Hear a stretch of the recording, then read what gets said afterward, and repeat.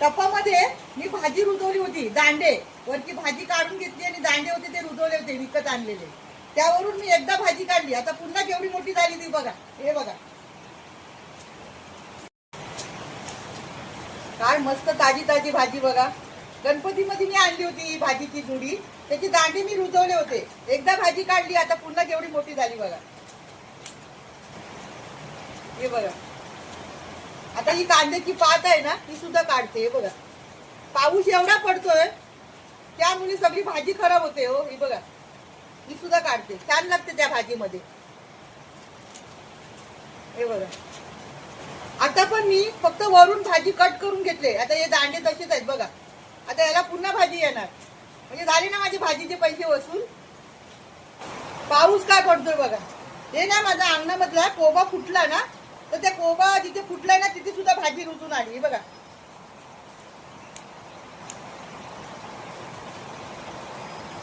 तिथे पण थोडी कुठे आहे काय ती बघते. आता पुढची आम्हाला बस होईल तेवढी.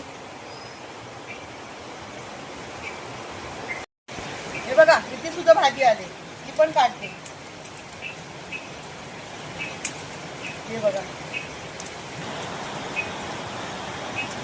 4-5 मिरच्या काढल्या, जास्त नको, ह्या लवंग्या मिरच्या आहेत. पावसाला काय झालं देव जाणे.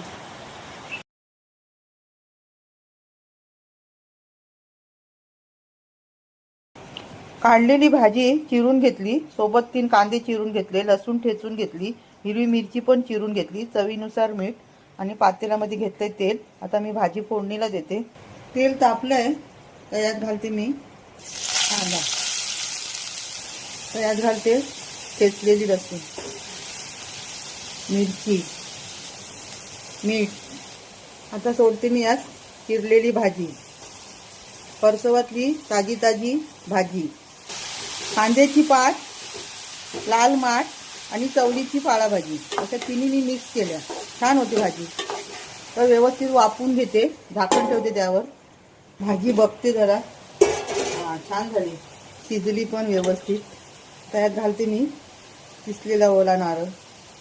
ताजी ताजी भाजी अशी काढा आणि अशी बनवा, त्याची चवच निराली. जरा मी ठेवते वाफेवर. भाजी आपली एकदम कंप्लीट तयार आहे. ही भाजी शिजायला वेळ लागत नाही. पाळ्याची भाजी सोबत आहे चपाती, दही आणि लसणीची चटणी. परसवातून काढलेली मिक्स पाळ्याची भाजी. व्हिडिओ आवडला तर नक्की लाईक करा.